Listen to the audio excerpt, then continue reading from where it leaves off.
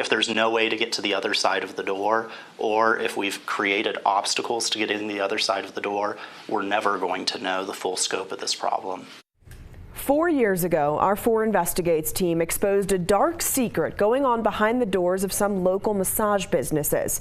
Our cameras captured workers offering sexual favors and witnessed signs of human trafficking.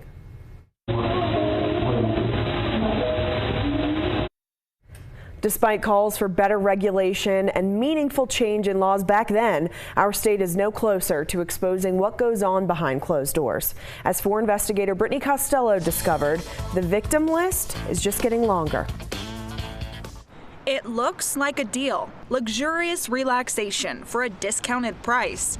But what brought us to Albuquerque's Oriental Health Spa on Pennsylvania was a service not listed on any menu. Did he at any point offer you any sexual services? No, he didn't talk to me at all. With a friend's recommendation and rave reviews online, this woman walked into the spa for a full body massage.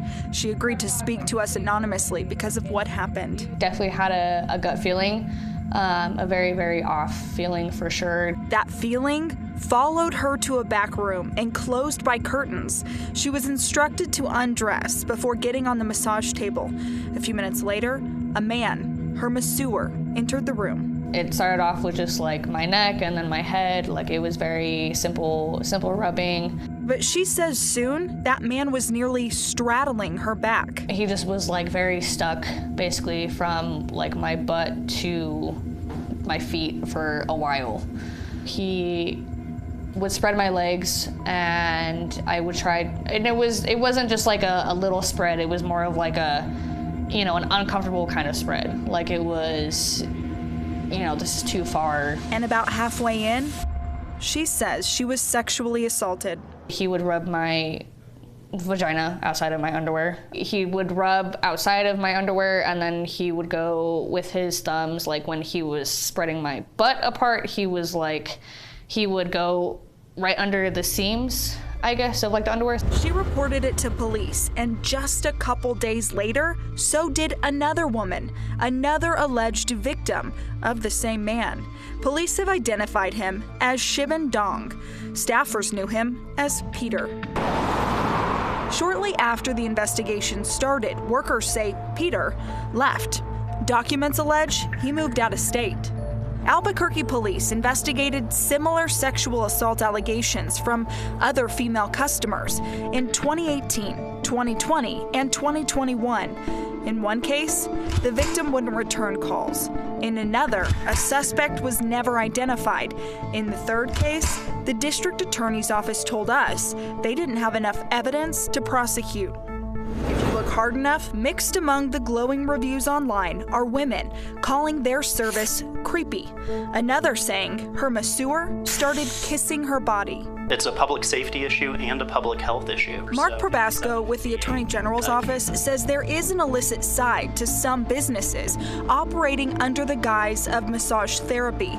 It's because our state law doesn't do much to regulate it. If you look at salon parlors or barber shops, there's a significant amount of code enforcement that those boards are able to do to make sure that you get a good haircut and your nails get taken care of. Why in the world those similar powers are not granted to regulate a market where we know that there's criminal activity that is occurring to some degree within that market? I couldn't give you an answer to that. Here's how it works. Anyone operating as a massage therapist in our state must be licensed, but establishments don't have that same approval process. State regulators say that's what makes enforcement such an obstacle. There's no one walking through these doors to make sure everyone is licensed. The man at the center of our story was not. A new law makes that a more serious offense. Come July 1st of this year, any unlicensed individual could be fined up to $10,000. But the New Mexico Regulation and Licensing Department's Melissa Salazar says cracking down on businesses would require another change in state law, something we pointed out 4 years ago and lawmakers attempted in 2020. But it didn't happen. For now, what happens behind these doors remains anyone's guess. I kept saying no, obviously. I was saying, I was saying no before this, but he wasn't listening, or, he would stop, but then he would continue it. And then after that, that's when he tried to pull down my underwear. The victim we spoke to knows she's not alone. I think it would be really great if we could hear from you guys. We tried to speak to the Oriental Health Spa. Someone with the business told us they are cooperating with the investigation, but that they rely on the integrity of each massage therapist to uphold their professional ethics.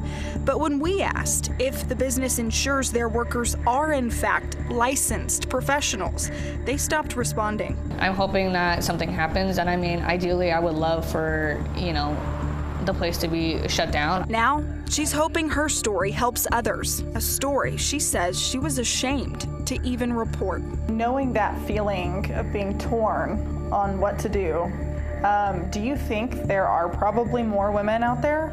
Yeah, I think there definitely is. Brittany Costello for Investigates. You can file a complaint with the state against individuals who are not licensed, but the best thing you can do is to make sure your therapist is licensed before your visit. We have a link to a search portal under this story on KOB.com.